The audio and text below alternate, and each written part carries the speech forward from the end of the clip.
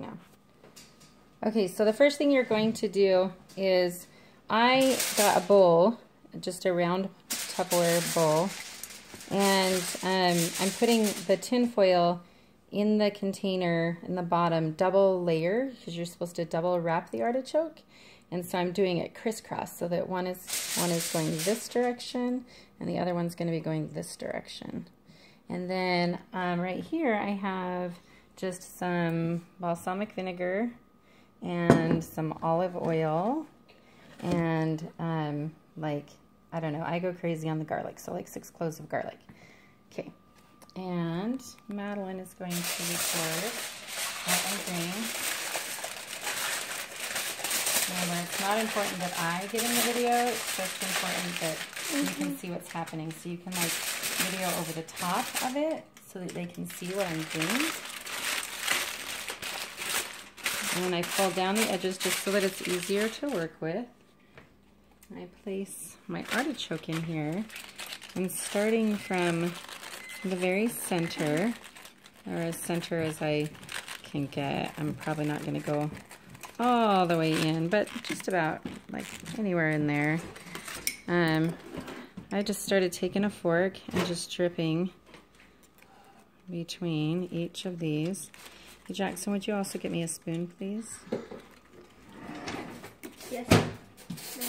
And just make sure you can see what's going on in there. Can you see it in the video?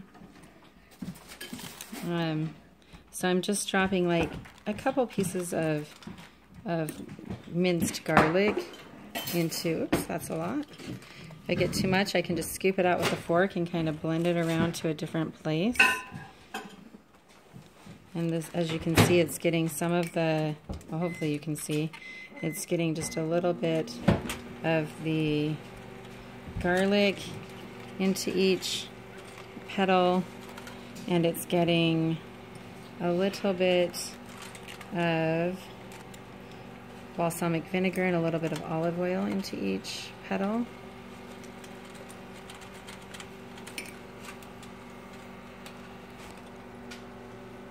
Thank you, Maddie. My helper girl. Oops.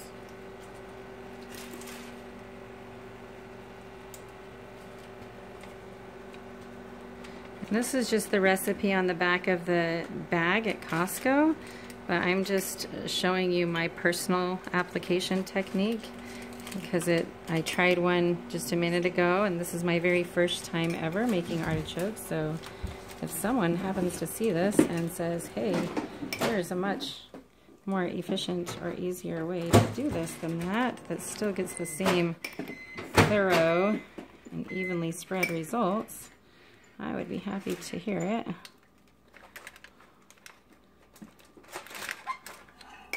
So I'm just trying to reinvent the wheel right now, I'm sure. And then I just start peeking in each one, and if I see one that just doesn't have any apparent flavor soaked down in there, I'm just going to drop some in there. Make sure that it all gets flavored. And it's looking pretty good. Oh, there's a missing one. So I'll just drop a little bit in. There's a missing one. And then I had my son get me the spoon because I really felt like I could have probably just drizzled a little more of the flavoring around in there.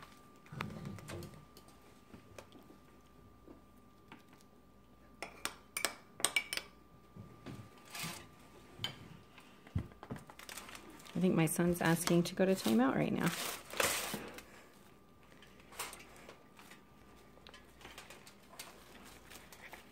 Okay. All right. So then, you know, of course it makes a little mess in the bottom, but that's okay. It'll just help with the steaming process. And then I just wrap it. So I'm going to wrap it around on the sides. And then wrap it up over the top.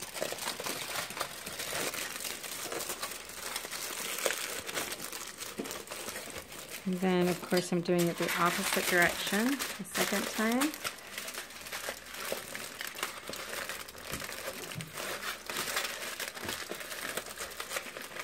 We'll see if it ends up dripping all over my oven, but I think I'm doing a pretty thorough wrap job.